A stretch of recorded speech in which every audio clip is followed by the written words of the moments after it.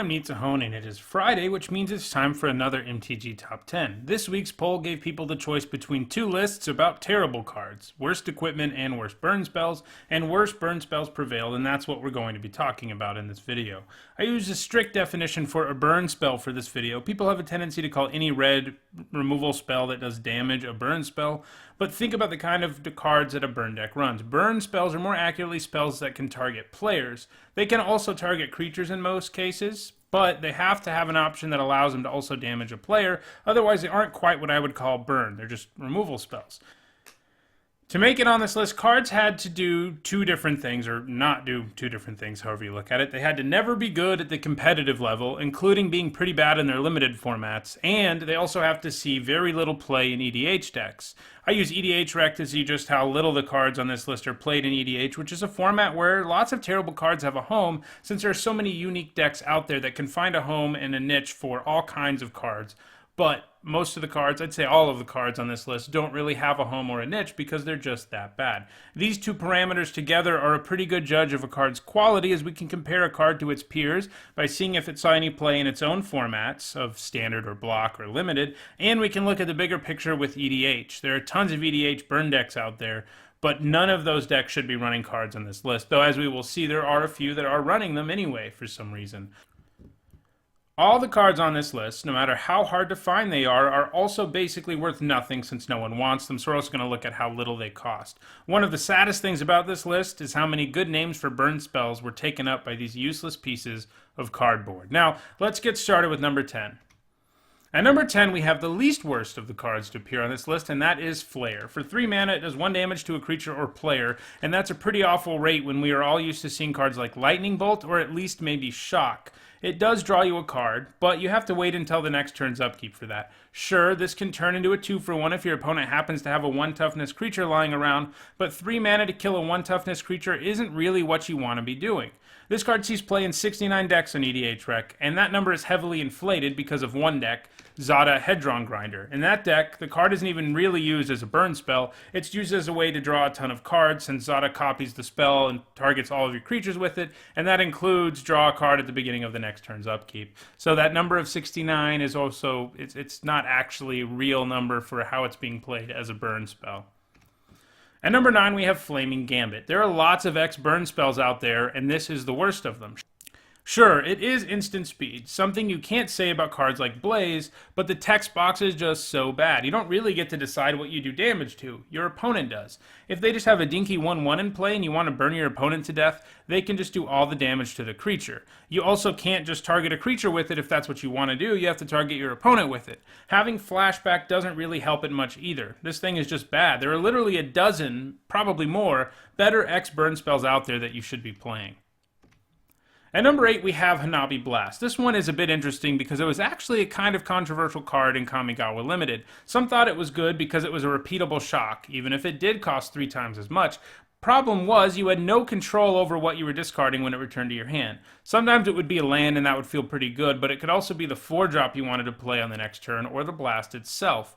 Obviously, I'm not in the camp that thought this was good in Kamigawa Limited, since I have it here, and it is terrible everywhere else. Even if you thought it was good in Kamigawa Limited, there really isn't a debate to be had there. You might say, oh well, it's not so bad in a deck filled with madness. Well, sure, but you don't get to decide what to discard, so who says you're going to get to do madness shenanigans?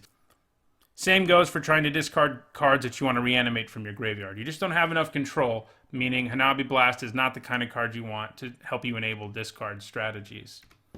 At number 7, we have Ember Shot. For 7 mana, this lets you Lightning Bolt something. 7 times as much mana.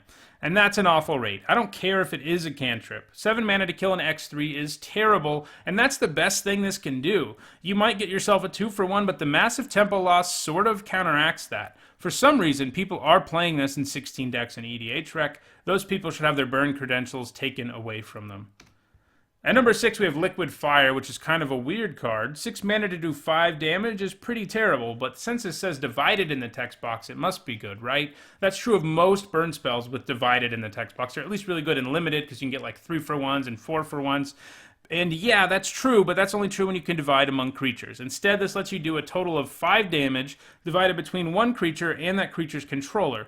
That damage output is pitiful for the mana investment, especially at sorcery speed. There's a reason only 10 people play this in EDH. Also, this is my candidate for best burn card name wasted on a terrible card. Liquid Fire could have been so much cooler. At number 5, we have Kamal's Sledge. If you don't have Threshold, this thing lets you pay 7 mana to do 4 damage, and only to a creature. That is basically the worst rate ever for a burn spell. But surely it gets upgraded when you have Threshold, right? Well, yeah, but not by much. You still only do 4 to the creature, you just also get to do 4 to your opponent. And sure, if you hit Threshold, this isn't completely dismal, but even in its best case scenario, it just barely makes it into the bottom rung of mediocre. And since if you can't hit Threshold, it is so laughably bad, it gets a spot on this list. At number 3, we have Shower of Sparks. Doing 1 damage to a creature for 1 mana is just so bad in a world where we are used to at least doing 2 damage, and sometimes even 3 for that amount of mana. Sure, it lets you do damage to a player too, but that's not enough to keep this thing from being awful, as evidenced by the fact that no one has ever played it anywhere. At number 3, we have Scorching Spear, which is 1/3 of Lightning Bolt, or half of Shock at sorcery speed. It's also strictly worse than the number 4 card in this list, which was at least an instant and did 1 damage to the opponent as well. Why? Why did they print this? Not a whole lot more to say about this awful card. At number 2, we have Eternal Flame, the most expensive card on this list because it was a rare in a very old expansion, the Dark, but for a rare in that set, it is basically worth nothing. This bad boy lets you do damage equal to your mountains in play to your opponent. That's kind of cool, right? Well, yeah, if that's all it did, it probably wouldn't be on the list, but it also does damage to you equal to half of the mountains you control. I know red is destructive and reckless, and this card effectively embodies that aspect, but at least let this hit creatures too or something if you want it to also damage the person who casts it. Even the most mountain-crazy decks in EDH aren't running this card. And at number 1, we have Backdraft. Yeah, this is way worse than anything else on this list. If your opponent damages you with a sorcery, they better look out, because you're going to waste 2 mana and a card to do half that damage back to them. Yeah, that's really bad. It only damages the opponent in very specific situations, and you have to take a pretty big hit from a sorcery in order for this to actually be worth playing. Funnily enough, the number 1 and the number 2 card in this list could combine pretty comically, since technically, Eternal Flame does damage to you and is a sorcery. You could then cast Backdraft and really get your opponent by hitting them for 1/4 of the damage they took from Eternal Flame in the first place. Talk about a 2-card combo. Well, that does it for this week's MTG Top 10. If you enjoyed this video, don't forget to hit the like button and share it so others can enjoy it too. If you want to make sure you catch future MTG Top 10s, don't forget to subscribe. Also, make sure to vote in next week's poll so you can have a say in what I look at next.